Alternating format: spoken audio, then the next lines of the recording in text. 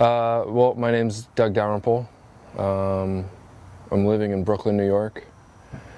Originally from Dayton, Ohio. I work as a bike messenger / food delivery guy in Manhattan and Brooklyn.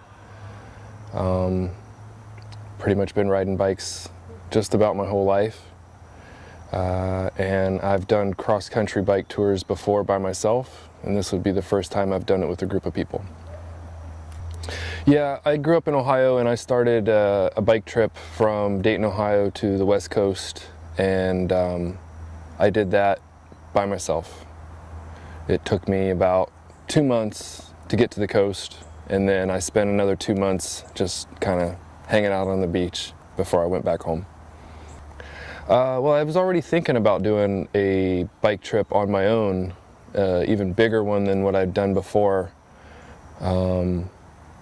But that would have been another solo tour where obviously I would have funded myself, which the funding myself part's not really too problematic, you know, just the bike and some money to buy food, but I was thinking it would be nice to have some company. So when this came up, it was, wow, it's like company guaranteed. And then, you know, the compensation kind of made it easy to think it was worth applying for. Well, for the most part, it's everything I would want it to be, because I mean, I love to ride my bike, I love to travel, I love to take pictures. Everybody that I'm riding with, I mean, really pleasant to be around. It's good company. On the other hand, navigating from city to city, from little town to little town, it'd be really nice to just have some maps.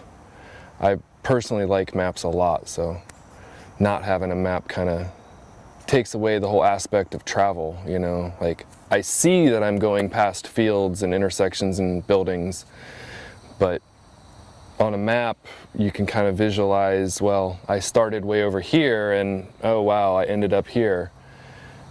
Without a map, you just kind of hope you get to where you're supposed to be, and, you know, been getting there. It's just, you know, I'm used to traveling with maps, so this is a strange thing to travel without a map. No, you know, I didn't map it so much beyond a daily ride.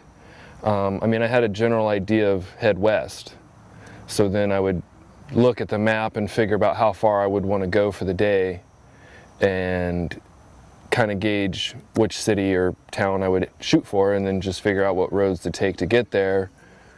And then the next thing is like, where do I eat, where do I shower, where do I set up my tent?